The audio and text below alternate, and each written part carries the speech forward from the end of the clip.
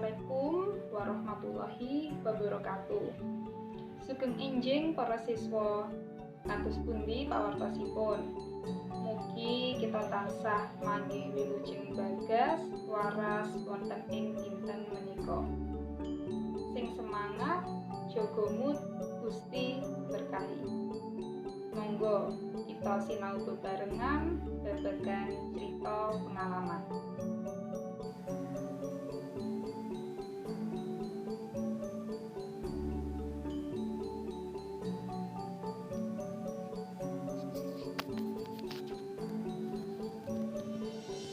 Cerita pengalaman yaiku cerita kadadéyan kang sipate anyar utawa durung tau dilakoni sadurunge.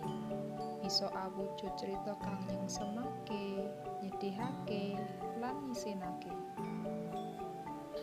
Saiki ibu ana tulodo cerita pengalaman kanthi irah-irahan rotine mambu. Cerita kasebut kalebu cerita pengalaman amarga tau dialami déning pangagit. Sumangga kita waos sesarengan cerita pengalaman irah-irahan rotine mambu menika. Rotine mambu. Riyaya kepungkur. Aku sak kanca sowan ing daleme guru SMP asmane Pak Agus. Pak Agus kuwi sijining guru sing paling lucu dhewe sak sekolahan. Mula yen dina riyaya mesti akeh murid-murid sing sowan daleme. Riyaya kelima, aku sak kanca budal menyang daleme Pak Agus. Senajan dina kelima, swasana riyaya isih rame. Wong silaturahmi isih akeh sing sowan ana omah kiwa tengene Pak Agus. Teko daleme Pak Agus jam 8:30 esuk isih sepi. Ateges ora ana tamu sing sowan. Ya pancen bejo. Kejaba daleme amba tur bisa suwe ing kono merga jajanan akeh lan enak. Ayo dicicipi jajane. Aja mung diingeti wae. Perintahe Pak Agus marang bocah-bocah. Nggih, Pak. Wangsulane bocah-bocah.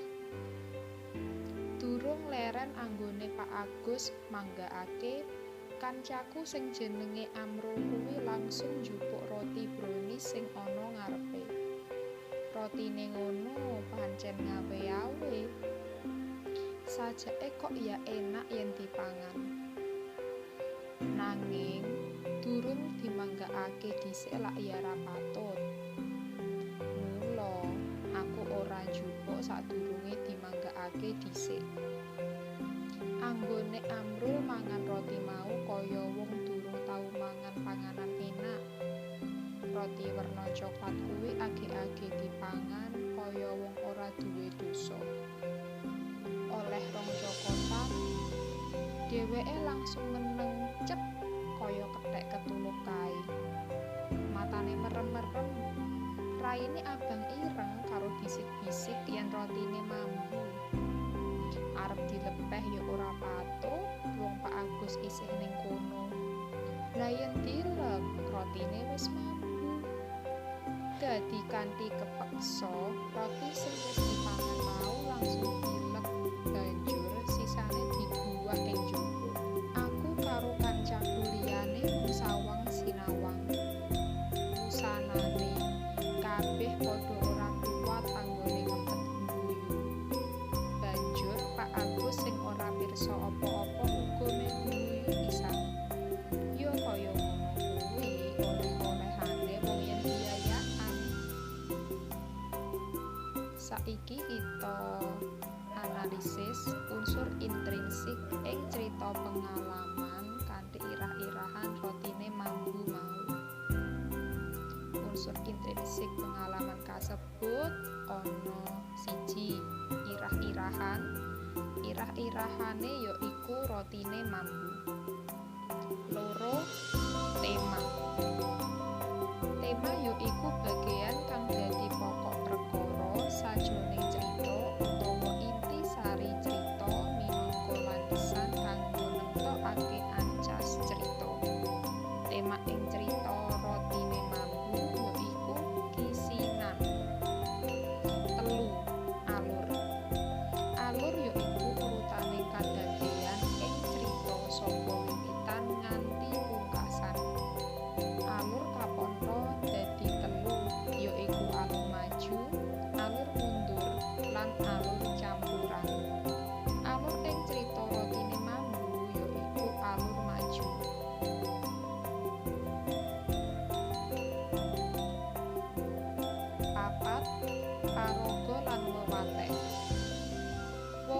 ya iku cara panganggit nerangake watek para paraga.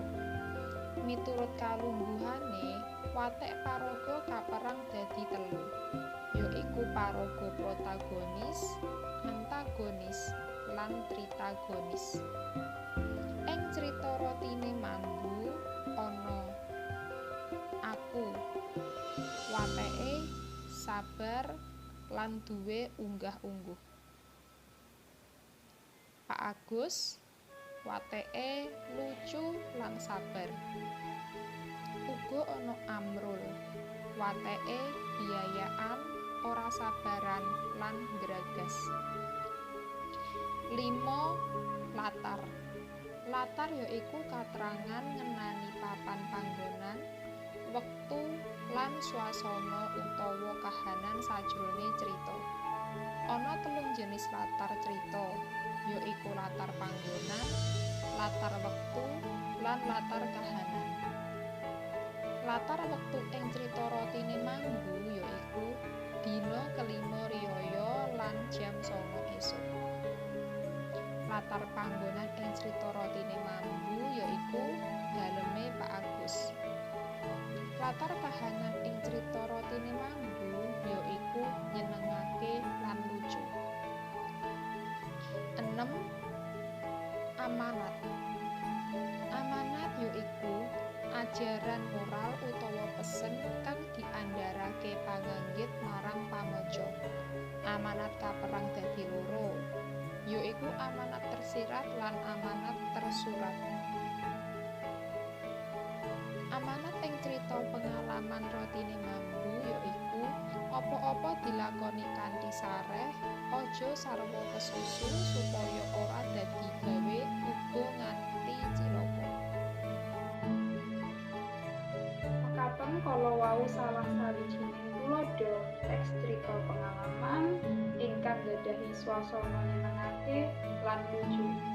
Kagem tugas wonten dalem, sumangga anak-anak damel satunggal teks crita pengalaman temanipun bebas.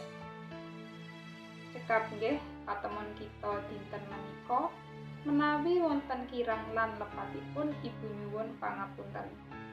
Wilujeng pepanggihan malih wonten ing pasinaon salajengipun.